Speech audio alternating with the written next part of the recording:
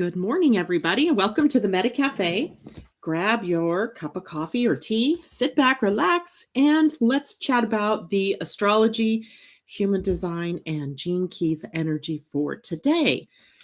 I hope everybody is doing well, and I'm hoping everybody went through that full moon window, releasing whatever wasn't holding you here anymore, releasing things that no longer served you, and coming out at the other end of that full moon with love in your heart and beauty in your heart. So here we are. Today is Wednesday, hump day. I really kind of like Wednesdays. It feels like I'm up at the top and I'm about to be able to go down and slide myself into the weekend. Wednesdays are good days, right? Long days in my household. My husband works really late on Wednesdays, but it gives me more opportunity to get lots of things done. So far we have Vanita checking in with us this morning. Good to see you out there. And let's just sort of dive into what the energies are of the day. We start the day with the moon in Virgo. It is a day to get things done. And yesterday, I realized with the moon moving into Virgo that it was a day where my new moon was going to be triggered, or my personal moon would be triggered. My expectation was that would be a good day. A good day, right? And I'm not incorrect in my estimation. It wasn't like it was a bad day, not even for a minute. It was just that the expectation of getting things done didn't quite work out the way that I expected it to yesterday. And that can sometimes just drive you crazy. I have the moon in Virgo. The moon in Virgo is, like trying to keep things practical, trying to keep things on track, trying to keep things organized. And yesterday was not that day. If you looked at my desk right now, you would think I blew it up. And indeed I did. I had all kinds of interesting things going on. People sending me links to videos that I should never, ever, ever, ever, ever in a million years have taken the time to watch. All it did was make me go, oh my God, what is wrong with people, in this world, sending videos about the deep state and all, worries about things that they think are going to pass, and yikes. So I spent my day not in very practical, down-to-earth ways. So today I'm going to correct that. Today. Today is my down-to-earth, practical day to get things done. And I have help in all of that today. And that's what I want to talk to you about. Good morning. Let's see. We've got Vicki and Kristen and Michelle Gay. Good morning to you three. And Vanita, of course, you're still there too. Great to see every one of you this morning. So let's take a look at what is happening today that fills me with such hope that I'm going to be able to get things done. And I'll tell you, the moon in Virgo today is touching off, can I use this word? A plethora of energies with planets that are in the background helping us to make movement, to take a step forward. And that is the fact that today the moon in Virgo is in a trine to Saturn, Venus, and Pluto, all three of which are in Capricorn. Capricorn, being a fellow earth sign to Virgo, means that they have this good energy flow going back and forth. Capricorn is about business and getting things done, having goals, being task-oriented. And Virgo, of course, practical application of some of those very grounded ways of getting things done. So the fact that those three planets are in there bodes well for our being able to get things done. But also, there is this energy of conservatism. You might remember that word because I used that word quite a lot in describing what was going to be happening for 2019. It's funny because I'm already, I discovered yesterday that I have a much earlier deadline for getting the energy almanac for 2020 done. It threw me into a bit of a tiz, and which I know was not the true me, because normally I would look at that and go, okay, so what do I need to do? So I've already started living in 2020. So the fact is, to be in 2019 reminds me, oh yeah, be here in the now, right? My mind may be moving forward to kind of take a look at what happens next, but I'm living here in this moment. And in this moment, the energy of conservatism is popping up in our field. It is popping up in our field for two big reasons. One would be the energies of Capricorn and Virgo, which are reminding us that you don't have to go big and throw, and splashy and send out a million things. You can do what you do best, and you can put one foot in front of the other and get things done that way. In fact, that is the preferred way to get things done. It doesn't mean that you don't have a higher vision. It doesn't mean that you're not having a dream or seeing the forest for the trees, right? It doesn't mean that at all. It just means that if you see the forest and you have a destination that you would like to reach within that forest, standing still isn't going to get you there, right? You got to take a step. So to take that step, it is that you move one foot and then you move the next foot, or whatever it is that appears in front of you is what you do. Now, the second thing that is supporting us, by the way, that is Saturn, Venus, and Pluto in Capricorn supporting the moon for us today. The second thing that's supporting our being able to take these steps one foot in front of the other has to do with the north node and the south node of the moon in human design. So in human design, we get to see some of the details. It's not that I haven't talked to you about the north node and what it means to be in Cancer, and I haven't not talked to you about what it means to have the south node in Capricorn, but those are bigger, wider subjects.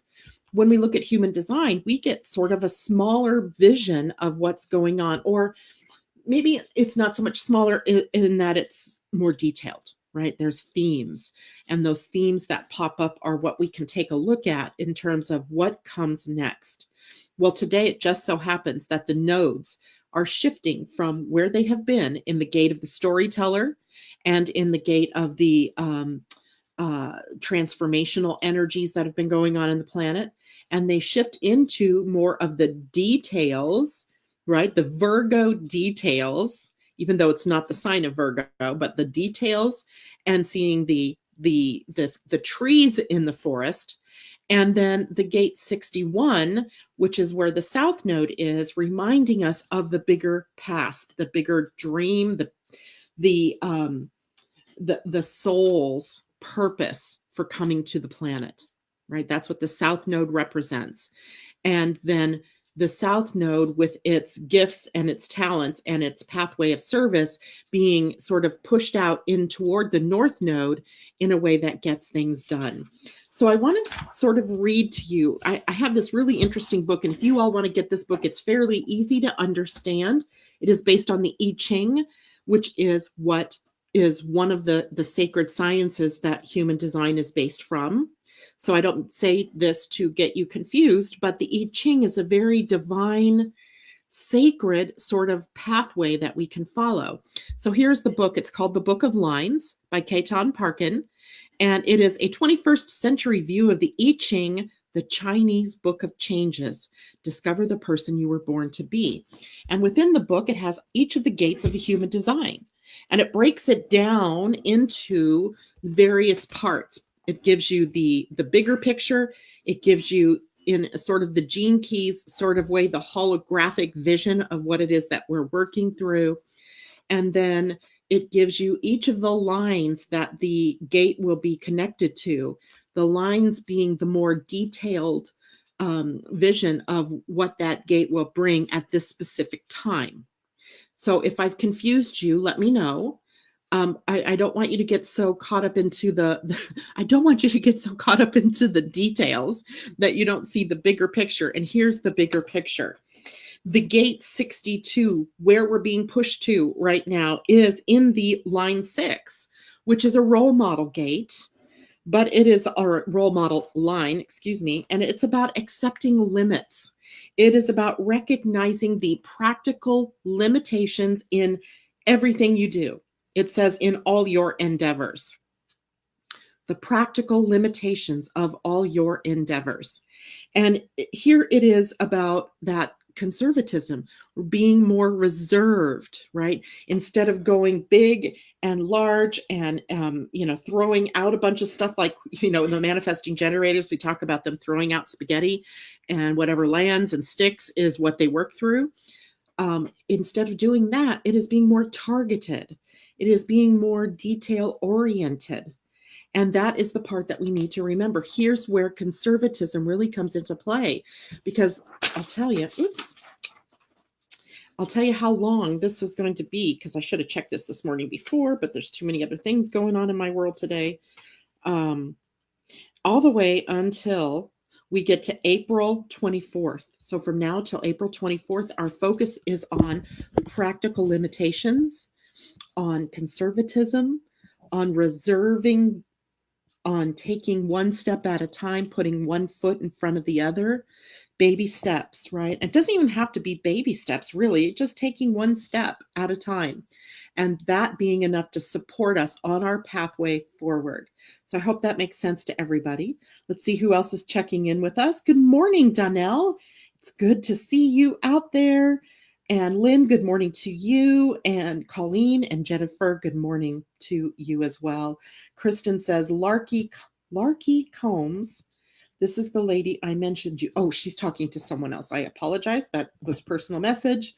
So at any rate, we have some really interesting energy there at the North Node. Now that's the direction we're heading in.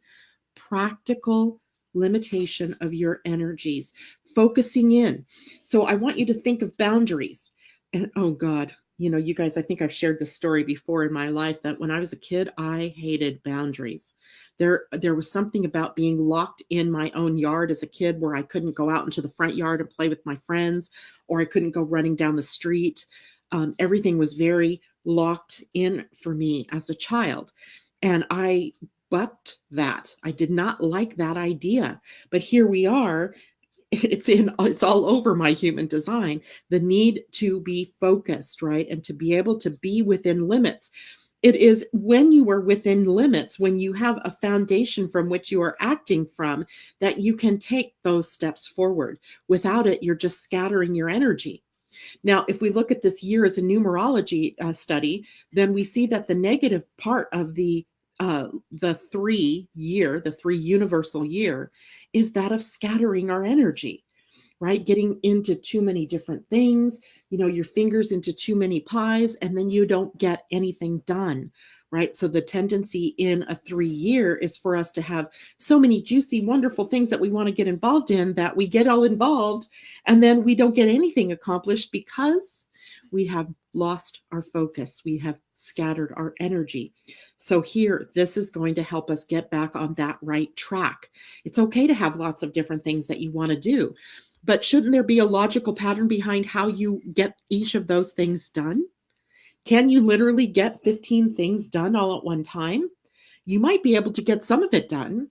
You might be able to get all of it done, but maybe not very well. So it's best to have a plan. And that's what this energy is taking us to. Now, the South Node. The South Node is at gate 61. And who else do we know that's at the gate 61 for a long haul? That is the planet Pluto. Pluto in Capricorn. So what the South Node is telling us is that it's about to conjunct the South or the planet Pluto. So there's powerful transformational energy going on under the surface. Remember, Pluto is the ruler of the underworld, takes us through the depths, brings back the gold, where we apply that to our life, and then we go back into the cave, if you will, where we integrate everything that we learned, and we come back with another jewel, and we end up doing this in a path of sort of like an evolutionary spiral. So I'm doing this as a circle, but it's really more like a spiral energy, right? A spiral of evolving. And in the gate 61, the lowest expression of this energy is about psychosis. It's about, on one end, being disenchanted with the world and not being able to find your part in it, to find the role that you were here to play, to feel like you belong here. And on the other end, it's madness. It's that crazy intellect gone mad, the mind that can take you into God knows where, many places, right? This is the pressure to know. It's on the head center. I don't have a copy of the chart really close at hand, but it's up here in the very head center that is from the crown up to just above your head. And the gate 61 sits there, and it is a pressure center. And that pressure is to know, and that eventually we come to the realization that we can't know the truth from here. We have to know the truth from here, from the sacral, from the solar plexus, from the heart center. But we in our society have put way too much pressure on here, right? The mind and the ajna, which is also part of the mind. So here we have this pressure, and what happens here is we find truth in silence, right? In the silence of the heart, in the silence of our intuition, in the silence of our connection to God or spirit or goddess, whatever you want to call it. Okay, everybody get that? So this psychosis is holding us to a past. It is reminding us that our gifts come from spirit, not from the earth necessarily, or not from your physical being, your mind, right? It is your body being the interface between heaven and earth, and our overdependence on the mind to guide us and to lead us. And what that can mean for us is madness, psychosis, craziness, right? Instead, we're leading ourselves into becoming inspired, inspirited, right? In spirit, embodying spirit. And then ultimately into the highest levels, we get to sanctity, a word that still drives me nuts, that I haven't deconstructed exactly yet, but hopefully someday soon I will get to. So we have lots of energy then today helping us to get where we need to go, as long as we don't get into our heads, and as long as we don't get into the minutia too far or get into the big picture too far. We're trying to find this balance between seeing the forest and seeing the trees. Now, we also have an opposition today between the moon in Virgo and Neptune in Pisces, and Mercury is also involved in that opposition. There's the mind right there, Mercury, the mind, and it's conjunct Neptune, the planet that represents spirit. Mind and spirit brought into balance, right? Brought into balance.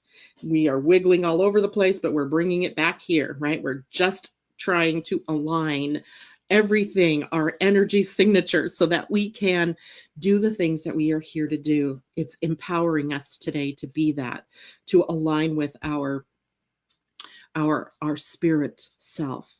It's interesting because I woke up this morning with this vision in my mind, and the vision was of this giant pillar or column or tube, if you will, it was etheric. It wasn't a real one. It was an etheric connector or a tube. I don't even know what to call a pipe, a column that connected me to the heavens above. And I consciously said to spirit, I connect with you because I wanted to have that connection. I wanted to feel that connection. I wanted to be in that connection. I wanted to be able to be whole. And that's a very Virgo trait, right? Moon in Virgo trait is about a turn toward holism, a turn toward bringing back all the parts of ourselves that we've broken off and left. You know, if you look over the past of your life, behind you is this littered path of things, feelings, grievances, complaints, blaming, you know, expressions of things that have happened. And our need now is to bring all of these things to become more whole. I hope that makes sense to people. We are also in a square to Jupiter today. When the moon squares Jupiter, we can go too far, too fast in whatever direction it is that we're headed. Now, the moon in Virgo is very health conscious. And, you know, is it possible to be overly health conscious? I would say yes. I would say that it is possible to get so health conscious that you become a hypochondriac. That is Virgo energy in the extreme on the other end. Part of the continuum of Virgo is this, you know, feeling of the body never quite being right. So here today is another caution about being careful, right? Going to the gym today for the first time in a year, or the first time in 2019, and running a 5-mile track on the treadmill is not going to make you feel good tomorrow. That would be overdoing it. Changing your diet in an extreme way today, not a good plan. So taking things all in kind of a perspective and proportional to to the level you are at now and the next step that you want to take, right? I always use this one. Like if you decided today that you were going to run the Boston Marathon, don't you think you probably should start running now and add maybe a mile a week or every couple of days, so that by the time you got to that marathon day, you could run that 26 miles, right? You wouldn't just wait until that day and go out there and run 26 miles when you've never even run a mile. So proportional. That's what is part of the day as well. Not going too far, too fast, and ending up sore, sick, tired, burned out, or any of the other things that can happen when we do that. So let's take a look, see what people are saying. Good morning, Willa. She says, thanks for the reminder. It's great to see you out there. And Debbie Tibbetts, I'm in a 3-year, sounds so much like me. My soul, I forgot what they call it. My soul number. Yeah, my soul number is a 3, Debbie. I got the scattered energy down really good. No wonder I did not like boundaries when I was a kid. No wonder all that my mother had to say was ground you, or what did she used to call it? Restriction. And I would be like, toe the line, Janet, toe the line, because those words were like the worst thing you could do to me ever. So anyway, that's just from my past. Good morning, Michelle. And a different Michelle, Siaka. I'm not even sure how to say that, but good morning to you and welcome. So let's take another look at something that is occurring for us right now. I think you guys have heard me say, first of all, yesterday, the sun moved into the gate 55 in your human design. And that means that the energy now is focused on prosperity and abundance. And when I say prosperity, I'm not just talking about money, because there's a lot of different characteristics that you could think of as prosperous, right? It could be in your business, it could be in your relationships, it could be in your work, it could be any number of places, but we're dealing with this energy of abundance. The abundance gate is sitting on your emotional center. It is not sitting on your sacral, which is the center of doing. It is talking about then abundance coming from a feeling, from an emotion, from how you feel. Does it feel good to you, right? What you're doing in the world, does it feel good? The people in your life, does it feel good? And when you feel good, then you are in the flow of abundance and prosperity. I hope that makes sense to people. I know there was a lot of, people out there that teach that prosperity and abundance is coming from up here, right? Change your mind, change your life, and that kind of thing. But in reality, what we see energetically, on the energetic level, it doesn't mean that you don't align your mind with good thoughts and things like that. But doing that alone is not going to be the key. The key comes when your emotional body is lined up with that. Right? Your mind can be saying, yes, I want to be prosperous and I want to do this and I want to have that.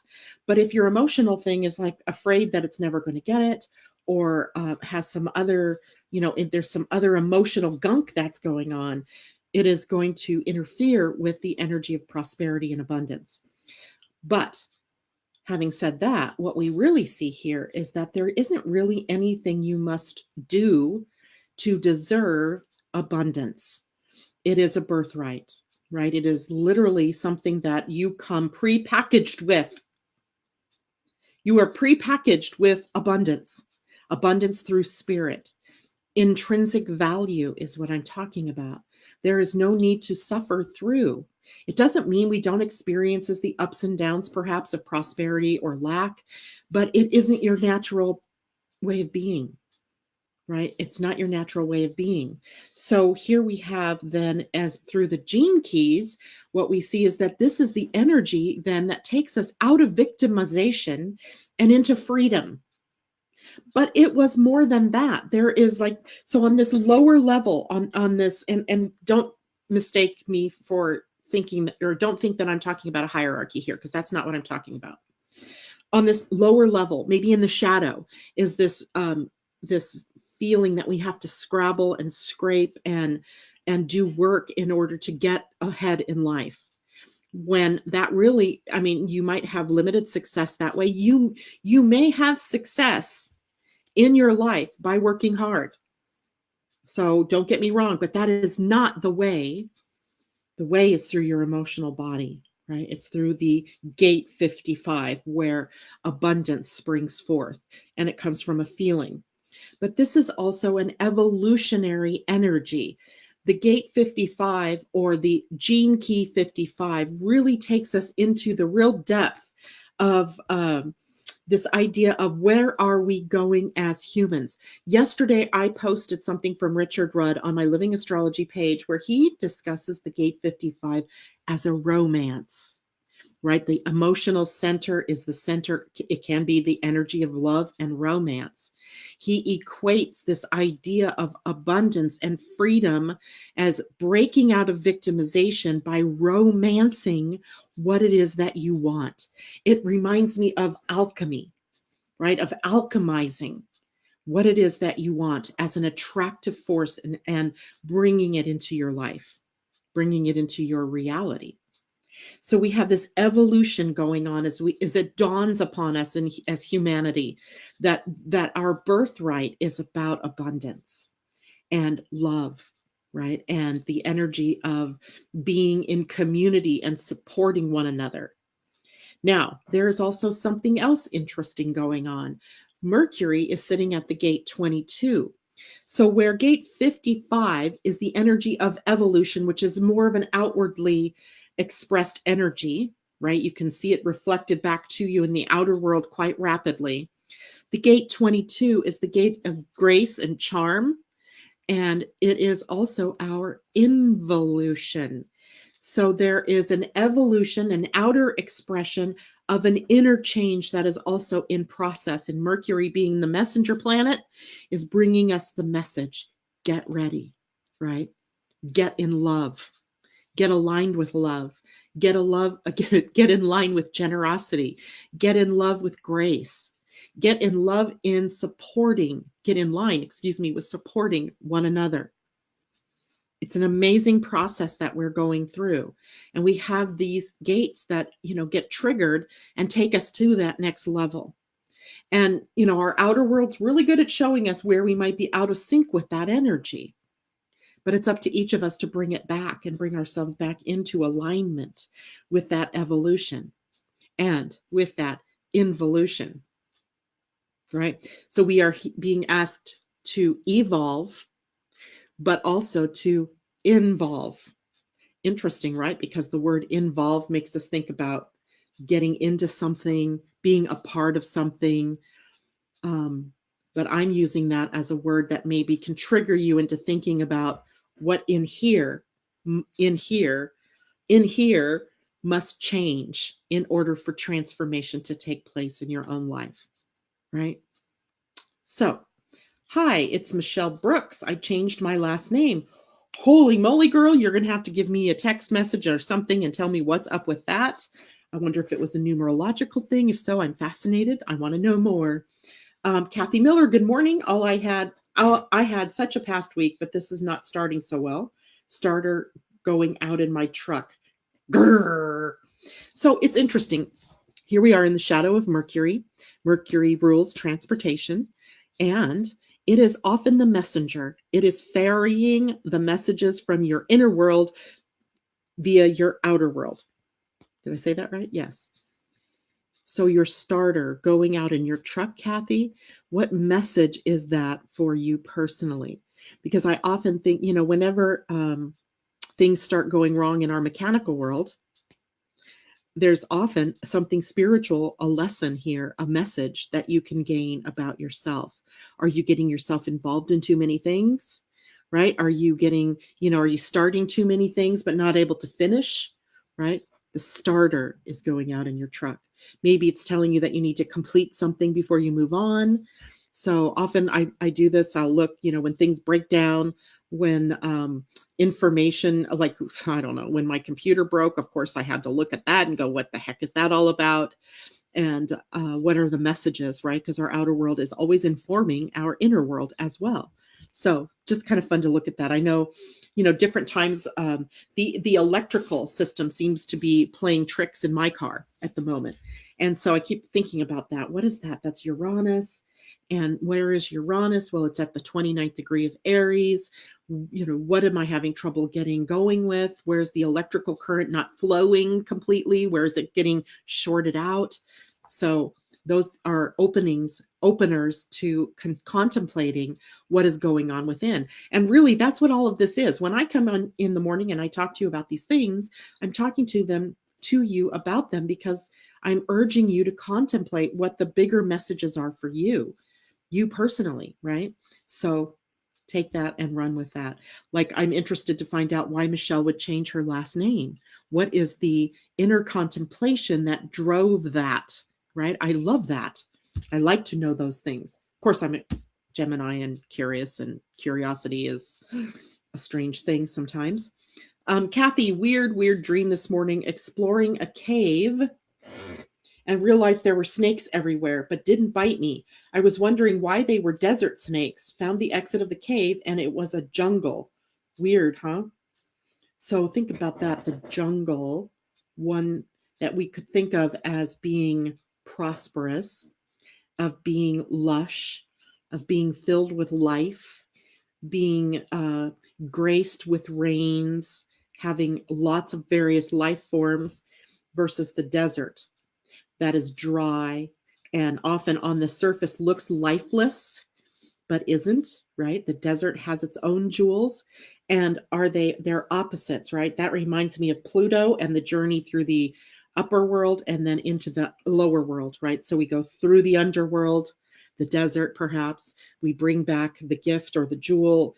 It is something that then fertilizes or makes green our world. And then we go back into the jungle. So the cave is always, going within. It represents the womb. It represents the energy of contemplation, even the place inside of you, the deeper place. And snakes, remember, in the animal cards, they represent healing.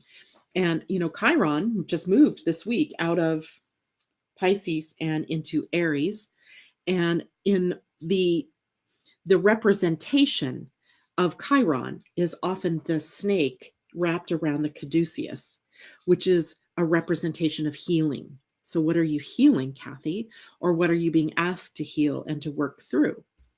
Interesting stuff, right? And Susan, good morning, Susan Glavin. That's because you're so powerful. Yeah, snakes are power too. The power of healing is yours. So take that and run with it, Kathy. That's an interesting dream. I love dreams because they are always seemingly messages coming up from deep within through the unconscious. Good one. Vanita says snake healing the DNA. That was a thought I had this morning too, about that column of that etheric column that I was seeing as a connection from me personally to the heavens. And if it's part of me, then it's also part of each of you.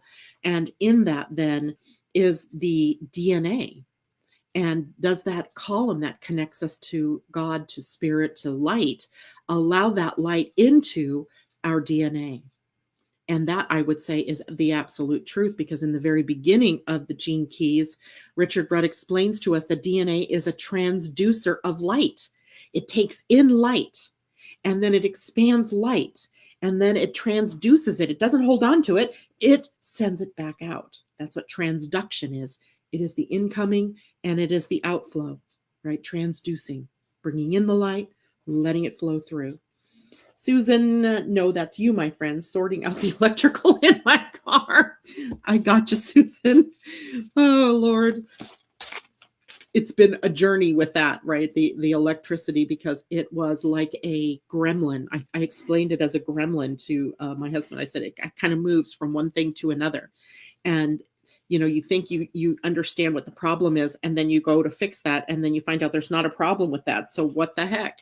And then it moves on to something else, and it's just like this thing moving through the system. It's pretty funny, and it's amusing because it hasn't created a major debacle or a major, problem. But just kind of funny that that's playing out there. Anyway, anybody else have anything they want to share this morning, talk about? Because I'm done for the moment. There's so much more I could tell you about. Let me send out a couple of reminders here. Let's see. Tomorrow, I am not on air in the morning. I am on air in the afternoon with Cornelia Stephanie on Ascension and Astrology. Tomorrow, we are going to dive deeper, as far as my part anyway, into this idea that the Gate 55 brings us about to abundance and prosperity, while Cornelia talks about what does Ascension have to do with money and with our prosperity and abundance, or how do we see that in an ascended world, in a world that is transforming and ascending even as we speak. So that's tomorrow. Next week, Wednesday, the webinar on what is coming up for March. We have some really interesting energies in March. Taurus becoming the new home for Uranus for the next 7 years. We'll dive deeper into Chiron and Aries and what that may bring. We have a Mercury retrograde, so you're going to want to hear more about that. So you can purchase your seat to the webinar by right here on the Living Astrology page. It is also on my website now under webinars. And where else? Oh, in the newsletter that I sent out. So $20 to find out what's going on for the whole month of March. Bring your own personal chart to the call or to the webinar so that you can eye in your own chart what's going on. If you need your own copy of your chart, all you have to do is email me at, I'm going to type this in for you, livingastrology111@gmail.com. Oh, you can't just type there. You have to type here. livingastrology111@gmail.com. And just say, hey, I need my chart. I need my natal chart, or I need my HD chart, human design chart. So that is it for me today. Anybody else? Last comments here? Oh, good morning, Janice. It's good to see you. Patricia Woods. This is interesting. She says DNA is a string of ones and zeros, like the binary code of a computer. The binary code of computers uses the 1 and the 0 and the number 10. And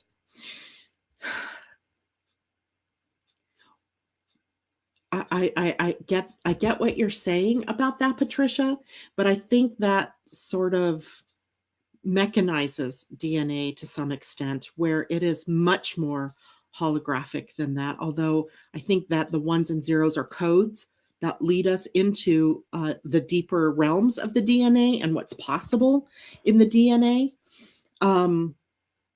Benita says, card, please. Well, my cards are across the room. What kind of cards? Let's see.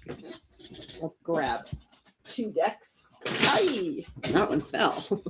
This one, I've got these 2 today. Why does that look upside down?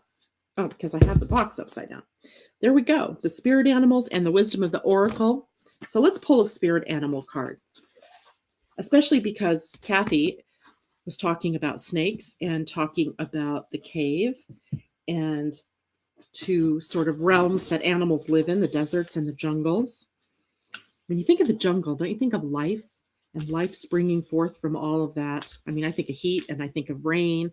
I think of creepy crawlies that I don't really want to think about, but I also think about life. It just feels full of life. So here's a card for us, and it is the Badger Spirit.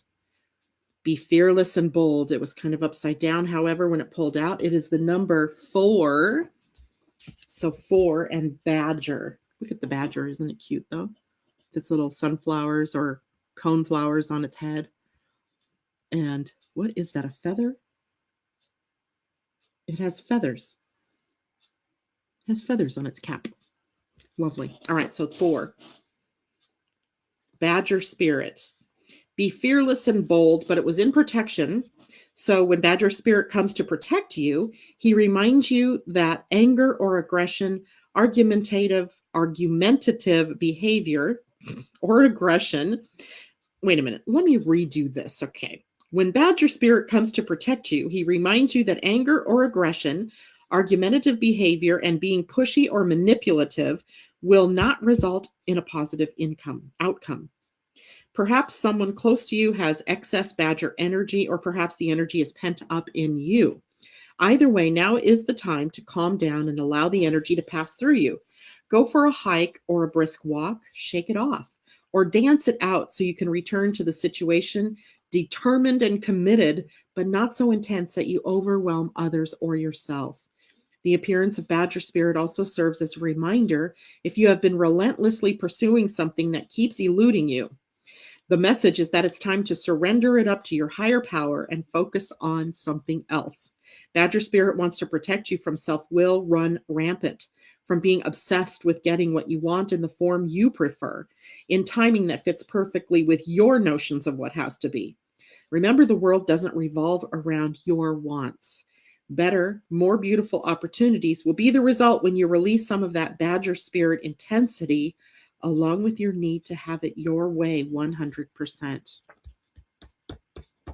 I think that's just a great general reminder for all of us, isn't it? Who's in charge here? Now, I'm going to pull another card just for fun. I'm going to pull the Wisdom of the Oracle. Wow. I love this deck too. These are both, by the way, decks by Colette Baron Reed, Wisdom of the Oracle, divination cards. And pretty soon I will be on a cruise with my friend Debbie. And who's going to be on that cruise with us? Colette Baron Reed and John Holland. This card keeps getting stuck, and it is upside down, 38, which is an 11, and it is to be fair, but it was upside down. So which doesn't mean a bad thing, it's just in protection. So let's look at that. 38. Oh, I'm on 38. The card means balance and justice, a need to consider options, mutual benefit, the law of cause and effect. And it says, injustice and inequity are part of life, but they do not have to define your experience. This is a time when you may observe an injustice righted and fairly redressed. Perhaps you come to the rescue of someone else or are called to answer for a personal slight. You will be amazed by the sense of power that surges through you when you stand up for yourself and others. This card also indicates a good time to advocate for others who are less fortunate. Choose your cause and commit to it because you can make a difference. One thing is for certain, if fairness is your intention, the situation will be resolved for the highest good of all concerned through acts of kindness, empathy, and courage. Turns out that's a really good card. Let me show you the picture on the card. Right? It's actually the lady on the cover of the book. To be fair, but in protection, card number 38, which is an 11, which in numerology is the number of illumination. And lovely stuff, right? Kathy Miller says, it started by entering the cave from a childhood of playing in the creek by my childhood home, past to future. That's a really good one, Kathy. That's really good. So I would, maybe contemplate what that meant, what was going on at that point in your life. I can't even begin to tell you what that might mean for you, but it is an interesting observation and one I think that needs more time for contemplation and integrating the message. All right, then. So there's our Suzanne with the numbers. Yay. It's one of the master numbers. So she's got all that here listed for you about what the number 11 means. And Suzanne, yesterday we wanted you here. Was it yesterday? No, it was on Monday, because we were drawing cards and we kept getting fives, different expressions of the number 5, kind of the message that change was coming and transformation was afoot. So we missed you. We missed you on Monday.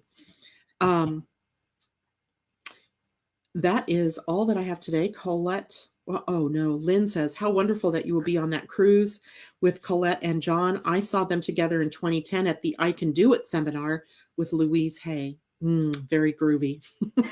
Love that word, groovy. Let's bring back that word, Lynn.